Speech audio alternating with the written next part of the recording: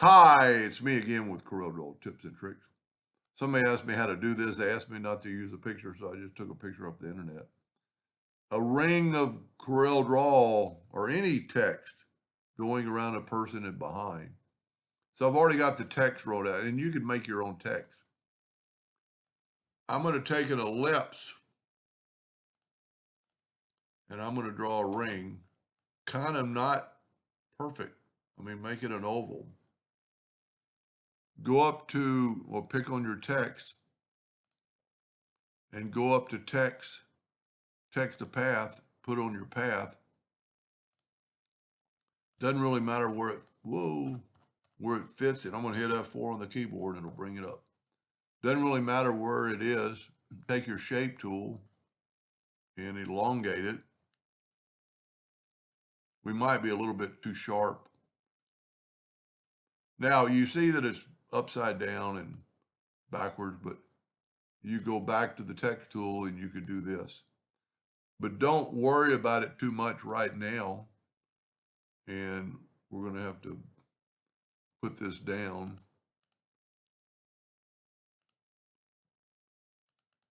Oh, going the wrong way. Get it more on the path. Now we're still going to have to take our text tool and kind of move it around. Get it. We want at least the front good. But then the key is when you go up here, you have this right here. And this will put it straight up and down. And then you can mirror it and then mirror it and then mirror it back till you get it in the right direction.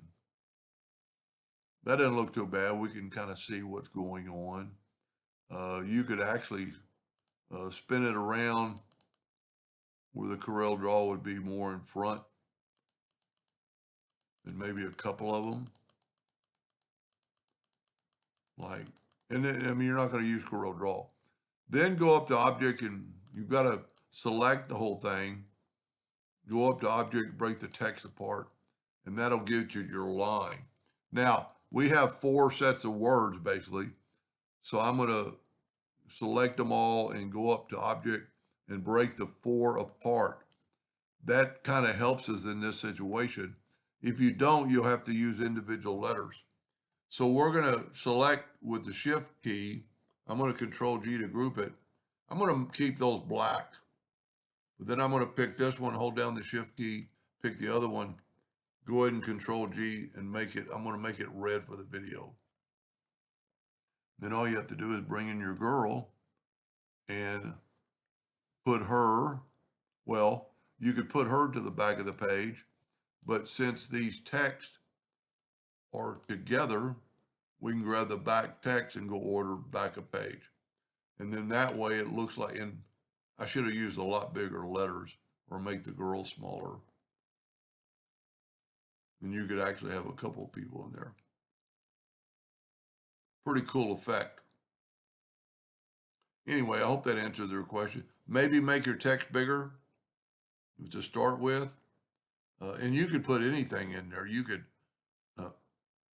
draw a cylinder. And the way to draw a cylinder is just draw a square. I've started using the 3-point ellipse tool. And then you could just kind of, without holding down your control button, and you don't have to do it twice. You could copy that over and then put it down there and then just break away. Take your virtual segment delete key and delete that line and that line. Well, matter of fact, both those lines. And then you're making a cylinder. And then let's go with blue, hold down the control button and 1, 2, 3, 4, 5, 6 clicks of black. I would take away your outline, move your girl, put your, well, I got 2 separate things. Control G to group those 2 together. Bring your cylinder in, go up to Object, order back a page. And then you got to select these, go, Object, order back a page. And this is something you definitely want to make your text bigger. You can't really change it once you've done this too much. You could maybe but just start off with your text bigger. but that's still a cool effect. Anyway, hope that helped that person, and thank you for watching.